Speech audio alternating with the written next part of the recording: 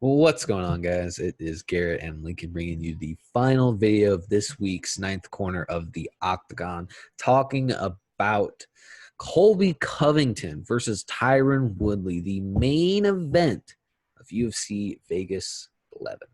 I think UFC you need Fight to Night. I think you need to remind Tyron Woodley because I don't think he knew he was there.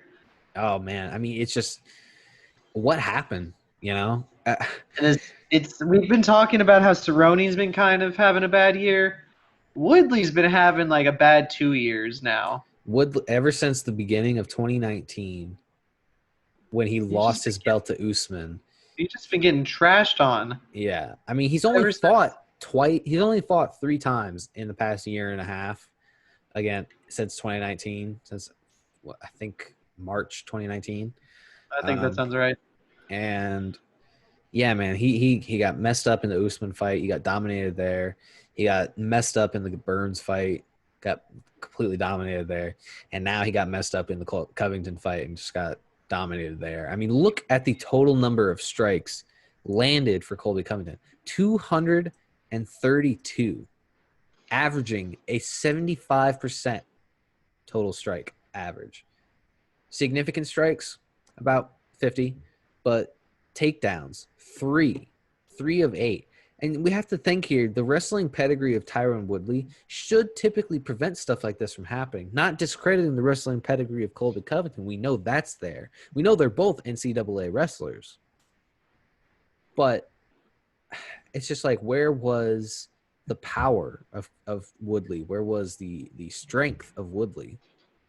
You ask him. Yeah. He doesn't know. Yeah. I don't know what happened to the boy. The chosen one's not chosen anymore. No, but he did have some significant moments in the bout. He had a great Superman punch delivered off the cage at one point. Very similar to Anthony Pettis versus Stephen Thompson. Yeah, it's like almost identical to the same timing and same impact and everything except for the knockout. Yeah. And even then, the strength in his striking was there, and it was apparent because every time he hit Colby with something, Covington definitely backed off. Felt it. He felt it. I just felt like Tyron never committed to anything. It just it didn't seem like he wasn't aggressive enough. It didn't seem like he was moving forward enough. It didn't seem like he was. There was a moment where he was just standing his ground with his back against the fence, and he was landing here and there. But even then, I felt like he just wasn't winning that round either way. No. And then we're going to talk about this eye poke situation. Oh, man. What a baby. I've seen some bad eye pokes, like the not Derek Lewis, the Stipe versus Cormier, their last fight, where he literally put a knuckle deep in his eye. Yeah. He didn't take that long of a break. He didn't get a towel. And he couldn't even see. He couldn't. Who gives? And now Woodley. He got a towel and 5 minutes? Yeah. Devil's advocate. Well, first of all, before I play devil's advocate, I just want to say there is no rule that says you're allowed 5 minutes of an eye poke. Yeah, it's only groin strikes. However, play devil's advocate, that shit hurts. It does hurt.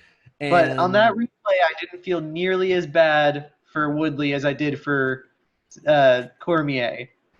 When Cormier got that knuckle. Or even Cowboy in the coma. Yeah, or even Cowboy, exactly. And they brushed that after. I feel like it was just after seeing Nico and Cowboy just brushing eye pokes off left and right, that when he got this one eye poke, it was like so much more dramatic. Yeah. Hey, and then the rib stoppage. The rib stoppage was interesting because obviously I agree with the stoppage for sure. But I want to know what happened. I want to know the logistics of it. I want to know if he was just kind of bowing out because he didn't want to keep going or not. I don't know. I am really curious as to what exactly happened because he had a pretty deep guillotine on Covington going into the fifth.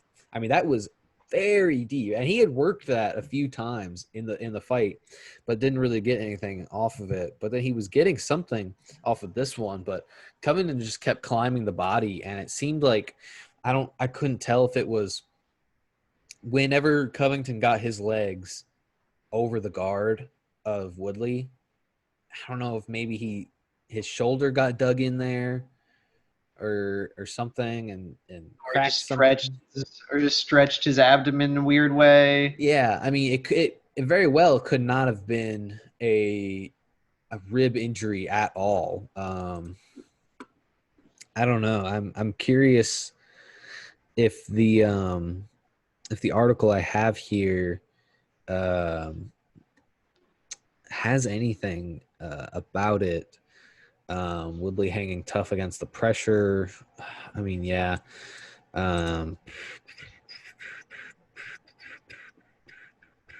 Seems to me that Tywin's just fallen from grace. Yeah, I don't know. I'll do some quick searches right here, see if we have any updates. Tyron Woodley, Ribs. ribs. What if it just comes up with him eating a rack of ribs?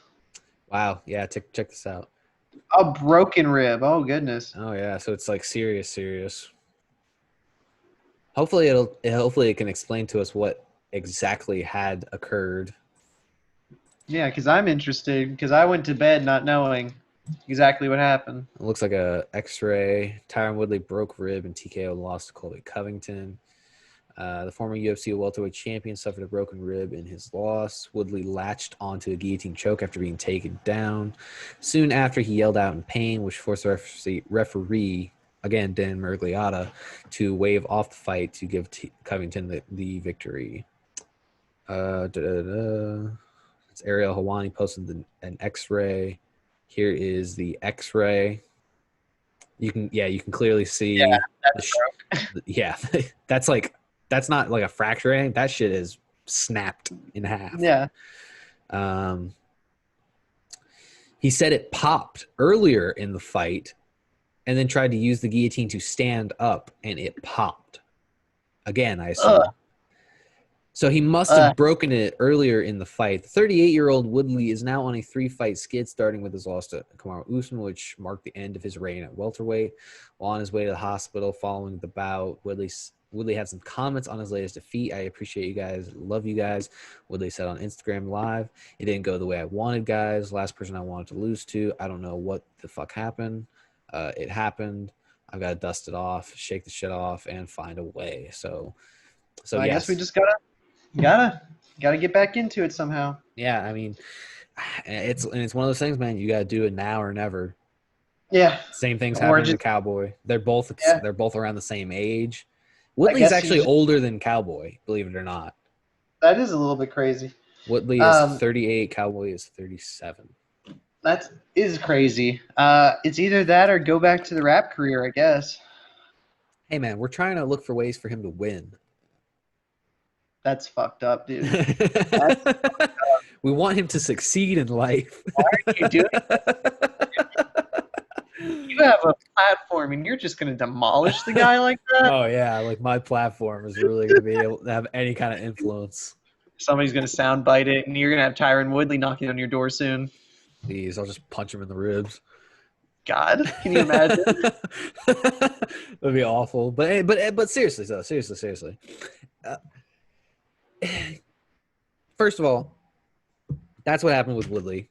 Let's talk about what was going on with Covington. First of all, this was a hell of a performance for Covington. This is just textbook Covington. This is classic Covington.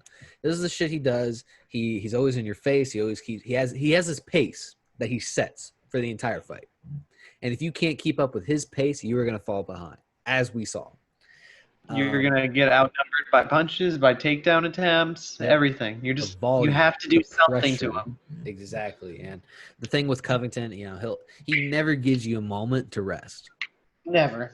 He's always running right back to your face. He's always getting in your face, and you can't stop it, man. You just can't stop it. And that's just how the guy is. That's just how the guy is. That's just what he does. Let's talk about what happened. Go ahead. I was Because gonna I was say, just and about then to say. and then the president decided to call him during the press conference, and it was the most human I've ever heard Trump on a phone call Yeah. since he's been elected president. I was like, Trump actually sounds like a human being right now. Yeah. It It was was pretty crazy. interesting. I Yeah. enjoyed it very much, actually. Yeah. Because you could say what you want about Colby Covington as a person, but as a fighter, he's really good. 100%.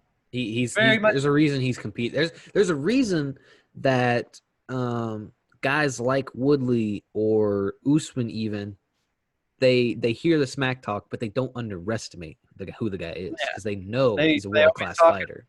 They'll always smack talk him as a person, but they know that he backs it up most of the time. Yeah, and he did it again tonight. And let's talk about some of the other stuff that happened aside from the president's phone call. He is calling out Jorge Masvidal. Street Judas. Yes, it's Love that nickname. That's probably the best thing he's ever come up with. yeah, Street Judas. I hate Marty Fake Newsman. That's ridiculous. It's not even good. It's not even clever. But Street Judas, Yeah. that's a calling card right That's there. pretty good. So that happened. That would be interesting if that actually ended up happening because that would be the hell out of that fight. I would watch the shit out of the fight. Are you kidding me? Whoever wins that gets the rematch with Usman. That sounds Yeah. perfect. That sounds pretty good. Perfect. So we'll have to see what happens. Because yeah, I mean that looks to be the next best fight for them because we know Burns is looking to fight Usman, I think in November. I think that's when that's happening. Either November or December. That sounds like it's all gonna work out perfectly. Yeah, hold on. I think I can check right here. Yeah, we got Moraes, UFC 254. That's about as far as it goes, but I think it's in the works for November, December. Sounds good. Yeah. So yeah, we have that. So we have that to look forward to. We also had the post-fight interview between Covington and Usman. That was more of just a big blow up as opposed to an interview of any kind. And of course, it was Megan O'Leary giving the interviews. I know that, but they did turn it over to the then champ Usman, who is on the commentary team for the post show. And that was just great. That was just funny seeing them go at each other and yell at each other. It was really funny. Just Covington just getting red in the face, screaming his head off, jumping out of his chair, and Usman is just like, okay, okay, right. sugar. We goes, on TV. Covington's like, everybody knows I finished you. You didn't beat me. And Usman's like, All oh, right. oh, really? All right. Oh, is that what happened? Who? He goes, Who? oh, you won that fight? Who? Oh my god, that was so funny. I mean, just Usman's reactions to it was just so fucking funny. Usman turning into an owl whenever somebody asks him a question about somebody is the Yeah. funniest. They're like, so you heard about Jorge Masvidal? Who? So Colby Covington is right at your front door knocking and trying to beat the shit out of you. What do you have to say about that? Who's that? I don't understand. That is so funny. You won that fight? Oh, Was, I forgot it was my jaw that got sewn shut. He literally kept saying, dude, I broke your face. Jaw. Oh my god, that was so funny. And Covington's like, you didn't break shit. You got fake nut shot, fake eye pokes, fake stoppage. I was like, Covington, turn it down a notch. You were building up some brownie points. You're losing them. Oh my god. And the funny thing, real quick before we really end here, there is something I want to say. Covington is an asshole. Yeah, he's that guy you love to hate. Exactly. But there are moments, to play devil's advocate, there are moments where you see semblances of an actual human being. Yeah, especially when he was like a kid about to open a present because the president was calling him. He goes, guys, the president's calling me. Yeah. He's messing with his microphone and everything. Yeah. But even then, he also said, he was saying stuff like, the first responders, those are the real heroes. Stuff like that. Yeah. And it's like, and he's being serious about it. Yes. It's like, okay. Him for a second. Yeah. But yeah, so that's basically how the last fight night before we head over to Abu Dhabi, UFC 253 is going to be the next thing up on the agenda. Main event is going to be Adesanya versus Costa. Co-main is going to be Reyes versus Blachowicz. Hey, if one of those fights isn't good, the other one has to be. It has to be. One or the other. Yeah, is how it usually goes. But hopefully they're all great. So I think that's going to be it from us today, you guys. Lincoln, if you have anything else to say it now or forever hold your peace. Paulo Costa is going to destroy the last style bender. All right, let's get out of here. All right. Comment, subscribe. Have a good day. I hope you enjoyed the video. Signing off. Peace.